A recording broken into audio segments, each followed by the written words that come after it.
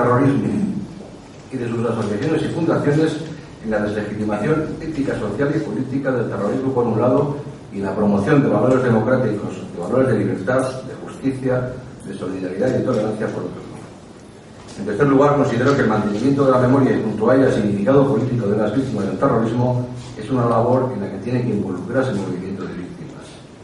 A nuestro juicio, como fundación, será necesario mantener en la memoria los abominables crímenes del terrorismo, tanto para reparar el enorme sufrimiento causado a sus víctimas inocentes como para no olvidarlo nunca y para que lo tristemente sucedido no se repita.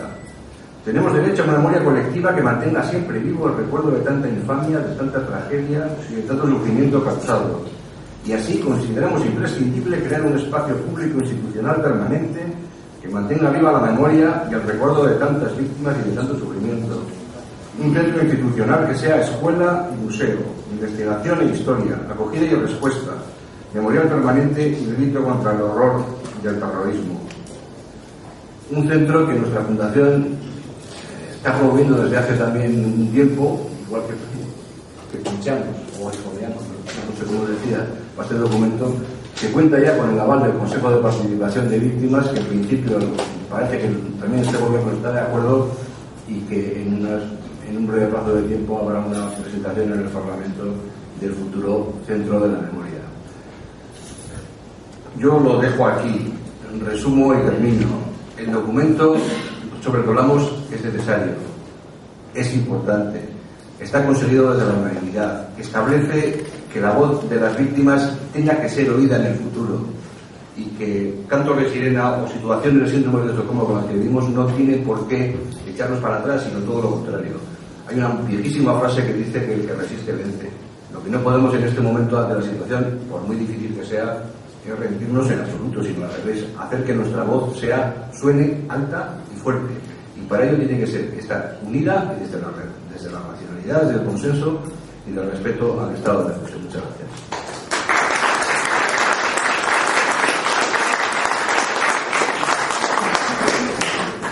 Joseba, cuando quieras. Gracias.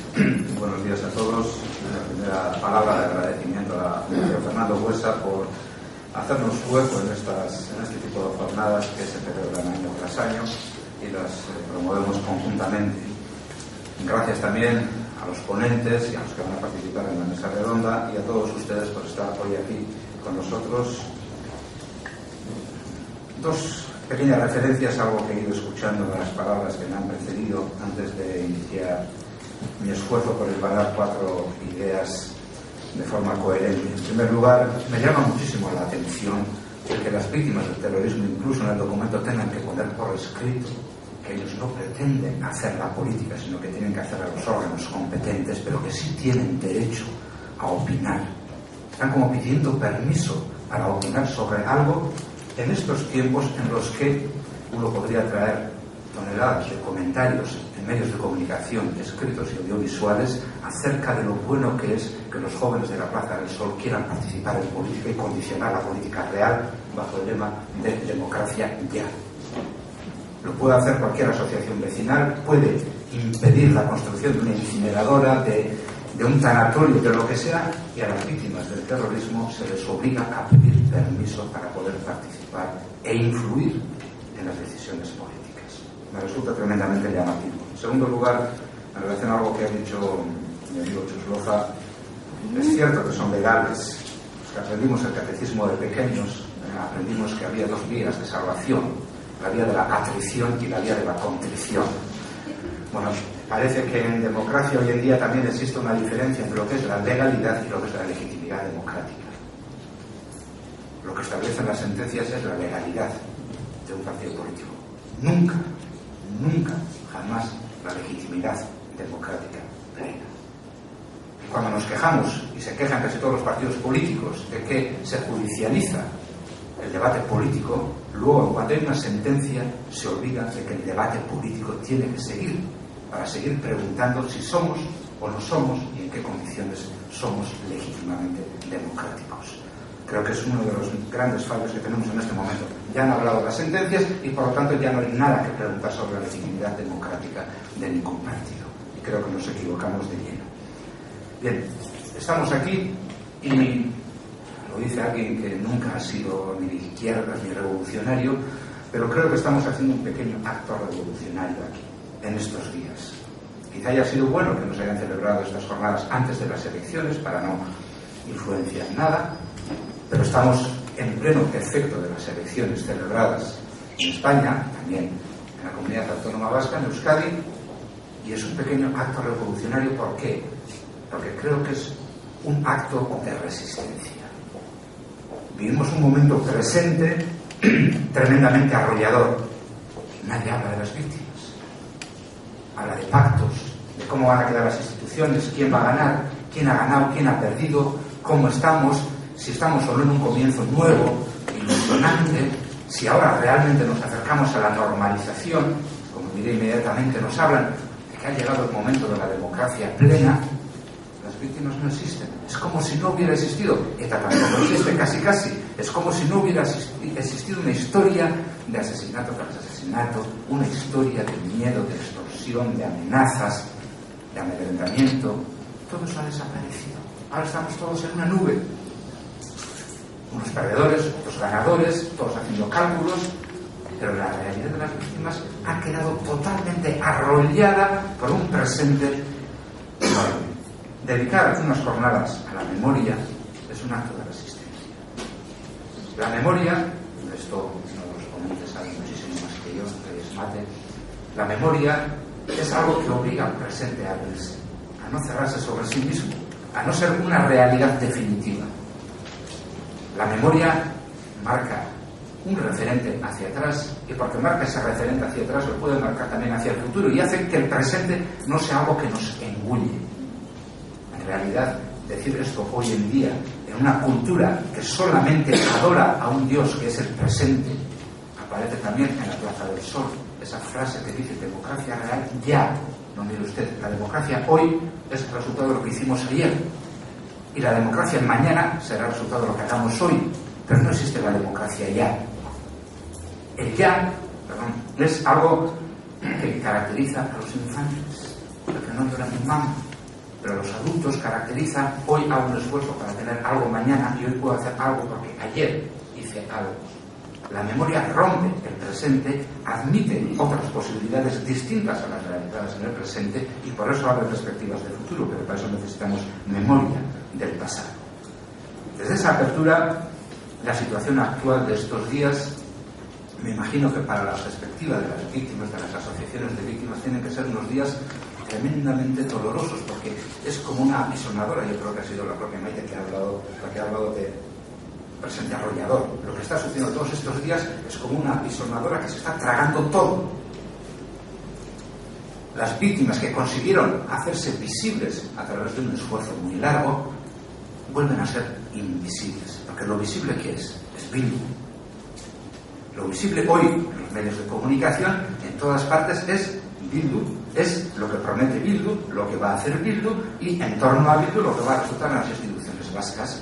Pero la visibilidad de las víctimas, de lo que nos debería importar, ha pasado a un segundo plano, por decir segundo plano, es decir, ha desaparecido de los medios de comunicación, ha desaparecido del discurso público. Es curioso también que en el entorno de la legalización de Bildu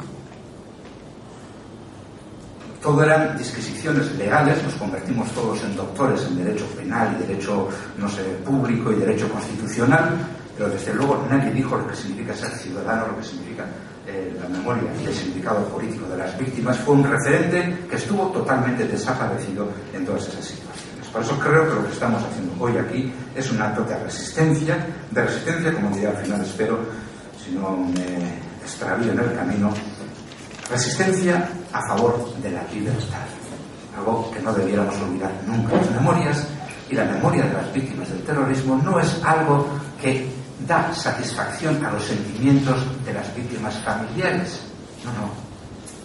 Es una memoria a favor de la libertad de todos.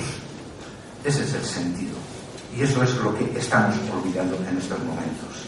El presente, como digo, es arrollador. Todo el mundo está dedicado, como digo, a la práctica del día a día. Ese ya en el que se nos ha convertido toda la política, por desgracia. No existe un futuro a 3, 4 años, ni a 6 años. Es si sobrevivo hoy para ver cómo driblo mañana al partido de la oposición, al otro partido, cómo consigo permanecer en el poder pasado mañana, pero la distancia máxima es pasado mañana. Estamos en una situación de presente total y lo único que interesa es la táctica del momento. Los únicos que tienen perspectiva del futuro son los de siempre. Los que han sabido llegar hasta aquí y los que saben que están aquí porque quieren llegar a otro sitio. Eso sí saben. ETA, Batasuna, la izquierda nacionalista radical, sabe perfectamente. Los demás andamos en la táctica pequeña del día a día, a ver si salvo un trozo de poder por aquí, a ver si le impido que consiga un trozo más grande de la tarta. Pero ellos saben que no se acaba, que hay un mañana. Ellos siguen preparando el mañana, y el pasado mañana, y el dentro de 2 años, y el dentro de 4 y de 6 años. Y siguen trabajando, como decía la cita de Fernando Barrena, siguen trabajando por dejar de ser vistos como terroristas para así poder escribir la historia como vencedores. Bien. ¿Qué es lo que nos están diciendo estos que tienen perspectiva de futuro? Me gustaría llamar la atención sobre 2 cosas que me parecen muy importantes. Nos están diciendo que empieza un tiempo ilusionante, nuevo. Ahora que han venido ellos acatando por atrición, legalmente, a la democracia, ahora es cuando viene el momento ilusionante, ahora es cuando empieza un momento nuevo, una historia nueva, la normalización, la paz, todo empieza con ellos, porque han venido ellos, empieza todo. Los demás hemos estado en el sitio equivocado, creíamos que estábamos en democracia, pero no era verdad. Éramos, como una vez se me ocurrió escribir como título de un artículo que no me quisieron publicar, somos los hijos bastardos de la democracia, no reconocidos, porque la democracia de verdad empieza ahora. Nos dicen que ahora viene la democracia plena. Hay que prestar mucha atención. Exactamente igual que dicen que condenan toda violencia, venga de donde venga, incluida la del Estado de Derecho, incluida la violencia legítima del Estado, por lo cual no acatan, ni siquiera acatan el Estado. Si leemos exactamente lo que dicen, rechazamos todas las violencias, incluye la del Estado de Derecho, la legítima del Estado de Derecho. Por lo tanto, no han venido al Estado de Derecho, han acatado unos formalismos dispuestos en la ley de partidos. Pero todo eso lo hacen ¿cómo? Simplemente como promesa de futuro, pero sin ninguna referencia al pasado. Como decía Martín Garitano en un debate, no tenemos ningún protocolo preparado si ETA mata. No se plantea la hipótesis de condenar la historia de terror de ETA. Eso no existe.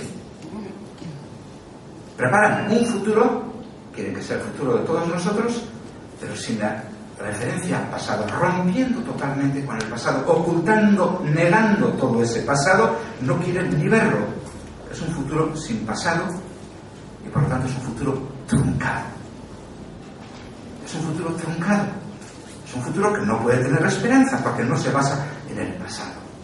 ¿Qué futuro podemos tener si el pasado no existe? ¿Qué futuro puede tener la sociedad vasca si no asume ese pasado, si no lo asume críticamente, si no lo trae limpiado, filtrado, asumido críticamente? Si no hace todo eso y no lo trae al presente, vivimos en una cosa que no es real. Y nos están prometiendo algo que no es real. Y tienen una habilidad tremenda en vestirlo con una palabrería que nos hace creer que realmente están diciendo lo que queremos oír. Pero la única forma de saber si eso es cierto es a ver cómo nos traen esa mochila cargada, que por mucho que no quieran hacer referencia a ella, existe. Y eso es lo que nos dice la memoria, ese es el valor de las víctimas y de la memoria de las víctimas. Ese pasado, esa mochila tremenda existe, nos la traen y quieren que nos la traguemos sin ninguna depuración de ninguna clase. Y nos lo prometen como democracia plena, comienzo ilusionante, normalización y todas las demás, con perdón de la expresión, zarandajas que nos están haciendo tragar en estos días. ¿Qué es lo que niegan? Saben muy bien lo que niegan. Y saben perfectamente por qué no hacen referencia a la historia del terror de ETA para condenarlo. Yo me he preguntado muchas veces cómo en la situación más débil que vive